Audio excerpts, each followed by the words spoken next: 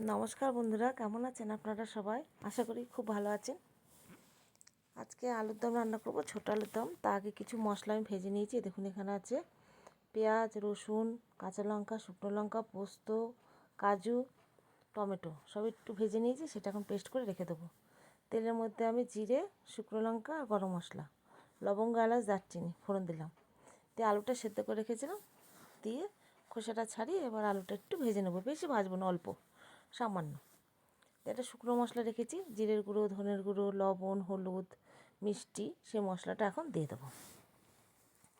আর এখানে দেবো মটরশুঁটি। মটরশুঁটিটা আমি একটু সামান্য একটু সেদ্ধ করে রেখে দিয়েছি, অল্প করে।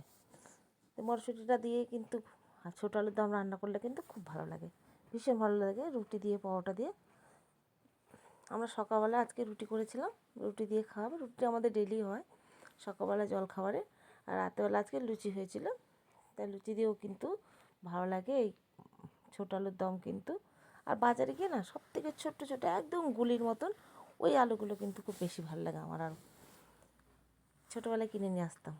আর যে মশলাটা আমি আগে থেকে মিক্সিতে পেস্ট করে রেখেছি, সেটা এখন দেবো। এটা কিন্তু নামানোর একটু আগে দেবো। সে মশলাটা দিয়ে দেবো। আর দেবো এখানে একটু গরম মশলা, একটু ঘি আর ধনেপাতা। আর কিছু দেবো না, ব্যাস। দারুণ হয় খেতে, কিন্তু খুব সুন্দর হয় এরকম করে আলুদম রান্না করলে। এখন তো সবার ঘরে ঘরে এই নতুন আলু ছোটো দম। কিন্তু একটা জিনিস, আমার নতুন আলু না একদম ভালো লাগে না, কেমন শক্ত হয়ে যায় বড় খেলে। পরে খাই আর যখনই খাই, নতুন আলু আমার একদমই ভালো লাগে না। আমার তার থেকে পুরনো আলুর দম খেতে খুব ভালো লাগে।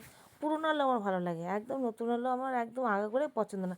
তাছাড়া আর একটা কথা বলি বন্ধুরা, আমি কিন্তু আলু একদমই খাই না। আমার আলু ওর জন্য ভালোই লাগে না, তরকারিতে আমি কোনোদিনও আলু দিই না।